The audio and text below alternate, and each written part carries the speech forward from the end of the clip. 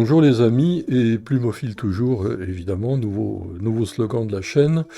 Une petite vidéo, toujours dans le cadre de l'anti-économie française, sachant qu'à travers ce titre, il n'y a aucun esprit de polémique ni quoi que ce soit, c'est pas du tout le sujet de la chaîne, ça n'a pas d'intérêt. Mais des petites vidéos sur différents sujets pour exposer un peu plus en détail des événements, ça me paraît quand même très intéressant. Alors sachant, comme je l'avais annoncé, c'est dans la vidéo numéro 20 ou 21, que les grandes vidéos, c'est-à-dire celles sur des sujets plus techniques, eh bien je vais les reporter toutes les 2 semaines au lieu d'une de toutes les semaines, parce que ça nécessite un très gros travail de mémorisation, de remise à jour, etc. Et ce n'est pas la même chose quand on commande des événements du jour, ce qui n'a rien de péjoratif de ma part, absolument pas. Mais voilà, les sujets techniques, c'est quand même plus volumineux. Donc des petites vidéos, et celle-ci, celle d'aujourd'hui, c'est le numéro 24 que je vais consacrer aux voies navigables, petites et grandes, également les portiques d'écotaxe, vous vous en souvenez vraisemblablement, il doit en rester encore certainement, et puis l'affaire des 2 bateaux Mistral porte-hélicoptères. Bon, il s'agit bien de regarder ça un petit peu plus en détail assez rapidement. Alors, les statistiques de transport en France en 2025, ça c'est quand même quelque chose qui est important. Au point de vue passager, suivant l'INSEE, c'est toujours des statistiques, je dirais, officielles, hein, c'est pas de la copie, voilà. 82% par l'automobile. Donc je suppose des automobiles personnelles, pour aller au travail, pour différentes raisons. 5% cars et bus, 11% par le rail seulement, et puis 1% par l'aéronautique commerciale à l'intérieur du pays. Nous sommes à l'intérieur du pays, donc en France. Les marchandises. Les marchandises, 89% de camions. En gros, d'une année sur l'autre, c'est 90, 91, des fois 89, ça varie, voilà. C'est absolument énorme. 52% en France, c'est-à-dire de transport routier français à l'intérieur du pays, et le reste, c'est-à-dire 32%, 37% par les camions étrangers qui transitent en France. Et puis le train, 9%. En 1970, le train, c'était 50% des marchandises. Aujourd'hui, 9%. Et puis le fluvial, donc les péniches sur le Rhône, la Seine, le Rhin, 2%. Alors le fluvial a toujours été, je dirais, le parent pauvre en France. Néanmoins, il faut quand même voir les tonnages qui sont transportés. Et dans le passé, même si on remonte aux années 70, il a guère dépassé 4%. Bon. Alors, abordons les voies navigables. Les voies navigables, de 2 sortes, les canaux, que je vais appeler les petits canaux, qu'on appelait, après la guerre de la Première Guerre mondiale, les canaux de type Freycinet, qui ont été pour beaucoup agrandis, mais qui aujourd'hui sont pour beaucoup abandonnés, envasés. Et reste bien le tourisme. Alors c'est pas désagréable, c'est vrai, c'est très bien, mais les péniches, les grosses péniches type 425 tonnes, on n'en voit plus beaucoup. Pourquoi? Parce que sinon elles risquent de racler le fond. Et puis il y a le problème aussi des écluses. Alors pourquoi cela? Il faut quand même savoir que effectivement, le transport par canot, même s'il emmène 300 tonnes, 400 tonnes, c'est plutôt un transport de pulvérulents, de choses comme ça, qui est quand même assez lent, puisque dans les canaux, on ne peut pas naviguer très vite, hein, c'est quelques kilomètres/heure. Sinon, ça détruit les berges. Alors petit à petit, effectivement, face au transport routier, en particulier, ce qui devait arriver est arrivé. Donc aujourd'hui, c'est largement du fluvial, sachant quand même que la France est le plus grand domaine maritime, le plus grand domaine fluvial en Europe, 8500 km, Et dans ces 8500 km, il en reste 1700 de plus grands gabarits, c'est-à-dire entre 1000 et 1500 tonnes. Nous ne sommes pas au gabarit européen, le gabarit européen, comme on le verra, c'est 5000 tonnes. Alors, donc, beaucoup de canaux envasés aujourd'hui, comme je vous l'ai dit, et dévolus au tourisme. Alors, quelles sont les principales grandes voies fluviales en France? Ben, évidemment, il y a le Rhin, il y a la Seine, il y a le Rhône, un petit bout de la Loire, mais pas beaucoup, à l'embouchure, et puis un petit bout de la Garonne aussi. Donc c'est quand même assez limité. Et que voit-on sur ces voies navigables? Eh bien évidemment, entre autres, des plus grosses péniches, mais également des pousseurs. Les pousseurs, c'est un genre un peu la taille de remorqueur, mais beaucoup plus parallélépipédique, avec sous le capot un gros moteur, c'est-à-dire entre 2000 et 2500 chevaux, qui va pousser une ou deux barges. Sur ces barges, soit on a des pulvérulents, soit on a des transports de carburant, pétrole et autres, en particulier qui remontent de Fos-sur-Mer jusqu'à Feyzin ou l'inverse, donc de produits finis ou de produits bruts, et puis également des conteneurs. Alors les conteneurs, il faut savoir qu'une barge, dans une barge, suivant la taille, on met entre 110 et 120 conteneurs. Si on a deux barges, on multiplie par deux. Alors arrondissons à 230 conteneurs pour deux barges et un pousseur de 2500 chevaux.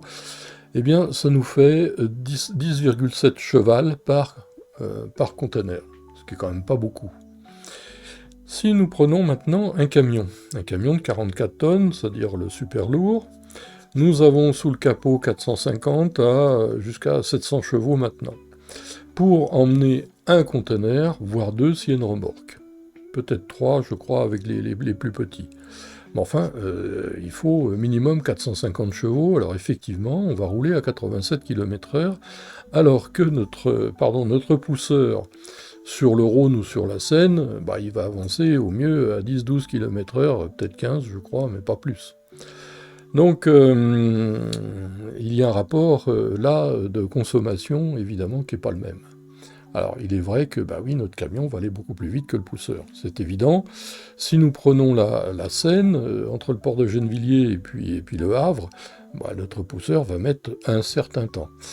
Notre camion, lui, en quelques heures, il aura fait le trajet, mais entre deux, il aura payé du péage, consommé du carburant. Un super lourd, c'est entre 30 et 35 litres au 100 à peu près. S'il fait ce que j'appelle du cabotage, c'est-à-dire s'il va d'un point à un autre, c'est-à-dire sur des distances relativement courtes, évidemment ça monte beaucoup plus, hein, parce que le camion, il faut le relancer, il faut monter les côtes, etc., etc. Donc on voit que il y a là, alors si on revient en termes d'écologie et de décarbonatation, n'est-ce pas, de l'atmosphère, il est évident que, comme on dit, il n'y a pas photo, hein. 89% de transport par la route, c'est absolument énorme. Bien. Passons maintenant au canal Rhin-Rhône. Nous restons toujours dans la navigation fluviale. C'est un projet qui date, qui a déjà de l'âge, il date des années 90 et même avant, même bien avant, puis ça a été remodelé, etc. Donc je ne rentre pas dans les détails. Ce canal Rhin-Rhône, par le trajet, fait 375 km en France, quand même pas rien, au gabarit européen, c'est-à-dire 5000 tonnes. Pas rien non plus. Et le projet partait donc du Grand Canal d'Alsace, pas du Rhin lui-même, du Grand Canal d'Alsace, au sud de l'Alsace, et jusqu'à Saint-Symphorien-sur-Saône, si je ne me trompe pas, c'est ça, voilà, bien au nord de Lyon. Ensuite, les bateaux reprenaient la navigation sur le Rhône. D'ailleurs, sur la Saône, qui est quand même assez large, parce qu'il y a aussi un peu de navigation sur la Saône. Et donc descendait comme ça jusqu'à Marseille, jusque dans le Midi. Alors, ce qui veut dire que pour les bateaux de calibre européen, si on peut dire, ils partaient de Hollande, c'est-à-dire de Rotterdam, par exemple, avec les canaux hollandais qui déjà sont depuis déjà pas mal de temps mis au gabarit européen, passaient également par l'Allemagne pour rejoindre le Rhin, la Belgique d'abord, qui a aussi un réseau de canaux important, et en grand gabarit, le Rhin, et ensuite pouvait prendre le canal dit Rhin-Rhône, mais qui est plutôt Rhin-Saône, et ensuite descendre jusque dans le Midi, ce qui est quand même évidemment très intéressant. Alors ça permettait de limiter énormément évidemment le nombre de poids lourds, c'est évident, de transporter des tonnages très importants. Mais également pour la France, c'était une affaire quand même assez intéressante, parce que un bateau de 5000 tonnes, il ne prend pas un canal comme ça gratuitement. Il y a des péages au niveau entre autres des écluses, la construction des écluses, etc. Il y en avait un certain nombre. Et puis en plus, arrivé au niveau de la Saône, bon, il arrive jusqu'à Lyon comme ça, et ensuite il y a les écluses de la CNR, Compagnie nationale du Rhône, qui exploite les centrales hydroélectriques sur le Rhône, mais avec des écluses qui ont déjà été prévues pour des grands gabarits. Donc c'était une affaire très intéressante, financièrement au point de vue retour sur investissement, mais également sur un trajet comme ça, on pouvait aussi imaginer des haltes pour les mariniers, donc ce qui veut dire aussi consommation peut-être, alors pas de nuitée parce qu'ils ont tout ce qu'il faut sur les bateaux, mais de halte, bon, il y a toujours des choses intéressantes, et également pour une navigation touristique, pardon, de gros bateaux touristiques. Malheureusement, l'affaire sera arrêtée en 1997 pour des raisons politiques, c'est-à-dire pour des raisons écologiques. Bon, on ne va pas rentrer dans les détails. Et puis, c'est le cas de le dire, ce projet tombera à l'eau. Alors, il y aura aussi des arguments, oui, mais l'investissement est énorme, enfin, etc., etc. Enfin, j'allais dire un peu comme d'habitude. Et néanmoins, je trouve, enfin personnellement, c'est mon avis, c'est quelque chose qui est extrêmement dommageable. Et 1997, c'est également, juin 97, c'est également l'arrêt de la centrale neutron rapide, c'est-à-dire du surgénérateur de Crémalville, pour des raisons d'ailleurs tout à fait identiques. Voilà, alors ça, voilà, ça s'est traduit évidemment par un certain prix. Je n'ai pas exactement le montant, mais ce qui est certain, c'est que il me paraît difficile quand même de parler d'écologie, de décarbonatation de l'atmosphère, et puis d'avoir bientôt en gros 90% de camions pour le transport de marchandises. Je sais pas, il y a quand même, pour transporter du sable, ou transporter du pétrole, ou transporter des choses comme ça, je pense qu'on a, ou des machines à laver, ou des containers, parce que dans les containers, il y a quoi? Il y a aussi des machines à laver. Je pense qu'on n'a pas besoin de rouler à 87 km/h. Bon, enfin, sans doute un autre sujet. Maintenant, parlons des portiques d'écotaxe, que beaucoup ont connu. C'est quand même assez récent, c'est 2012. 2011-2012, et ces portiques en aluminium, là, très grands portiques, avec plein de caméras, de détecteurs, de je ne sais quoi, on en voit encore, je pense qu'il y en a encore sur les grandes nationales, également sur les autoroutes, je ne sais pas s'il en reste sur les autoroutes, mais enfin, c'est bien possible. Et à quoi ces choses-là devaient servir?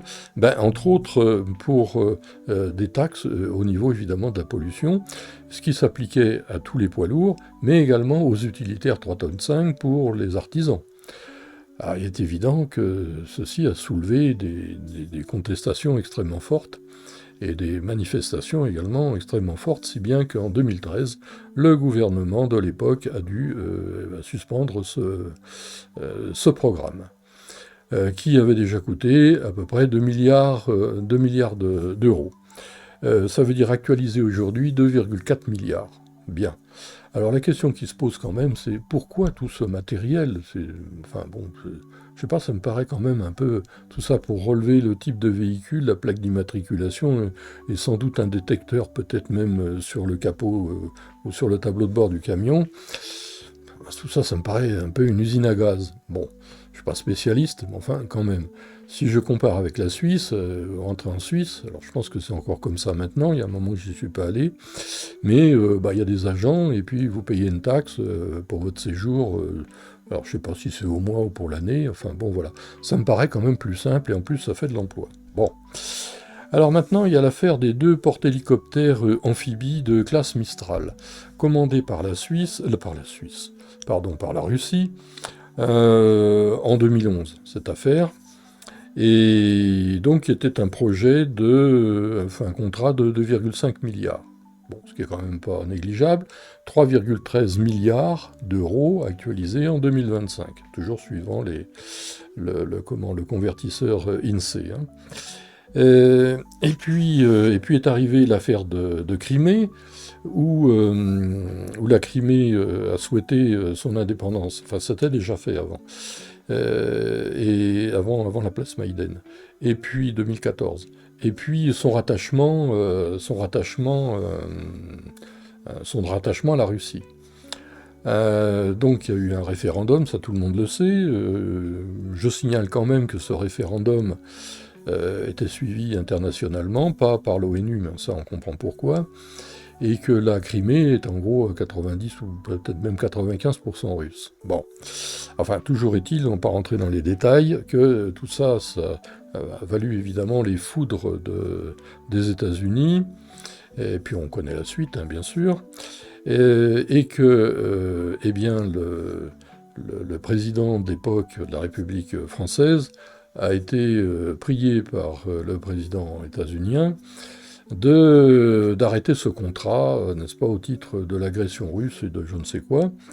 Bon, donc pour finir, effectivement, il y a eu un arrangement qui a été fait avec la Russie, entre la Russie et la France, ce qui a coûté à la France 1,5 milliard d'euros, ce qui fait 1,88 milliard, c'est-à-dire presque 2 milliards actualisés en 2025.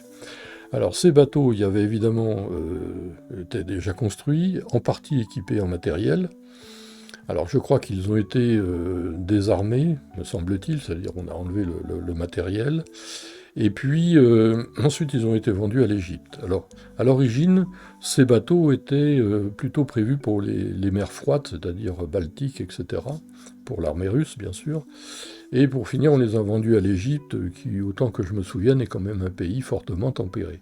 Bon, voilà. Alors l'affaire s'est arrêtée là. Mais enfin, tout ça, bien, ça se traduit, comme d'habitude, c'est-à-dire l'entonnoir, hein, les plus, les moins, passe dans le petit tuyau de l'entonnoir, et en dessous, il y a marqué facture, argent sonnant et trébuchant. Et qui paye? C'est toujours la même question. Donc, bon, voilà, c'était l'objet de ces trois épisodes aujourd'hui, et on voit que la situation d'un pays, que ce soit la France ou un autre d'ailleurs, pour la comprendre, quand on comprend l'actualité, il faut souvent remonter loin, c'est-à-dire à travers des dépenses, à travers des pertes de souveraineté, et des choses comme ça. Voilà, alors j'espère que ça vous aura intéressé. La prochaine sera consacrée, la prochaine petite vidéo sera consacrée à l'Afrique de l'Ouest. Comment la France a perdu l'Afrique de l'Ouest et quelles sont les conséquences, et les conséquences à venir, parce que c'est pas gratuit et il y a d'autres conséquences à venir. Sujet que je connais très bien, puisque je connais très bien aussi l'Afrique de l'Ouest, donc c'est quelque chose que je suis attentivement. Alors, je rappelle une fois de plus qu'il ne s'agit pas d'ouvrir des polémiques, c'est pas ça, c'est pas du tout mon sujet, mais c'est toujours intéressant de rappeler des faits, des éléments, et leurs conséquences politiques, financières. En général, ça se termine toujours par des conséquences financières, toujours. Ce que j'appelle des erreurs, voilà. Donc je pense que ça mérite, sans faire de polémique ou autre, ça mérite quand même d'en reparler et de voir un peu précisément toutes ces conséquences. Voilà, j'espère que ceci vous aura intéressé. N'oubliez pas de mettre un pouce, de vous abonner, puisque les grandes vidéos, je ne les ferai plus que tous les 15 jours, avec peut-être entre deux des petites comme ceci. Donc si vous voulez être tenu au courant, eh bien, c'est quand même mieux de s'abonner. De parler de la chaîne, c'est la meilleure façon d'en faire connaître, y compris par sa page Facebook. Et puis si vous voulez sponsoriser la chaîne, bien évidemment, il n'y a aucun problème. Voilà, je vous souhaite bonne continuation et je vous dis, eh bien, à bientôt.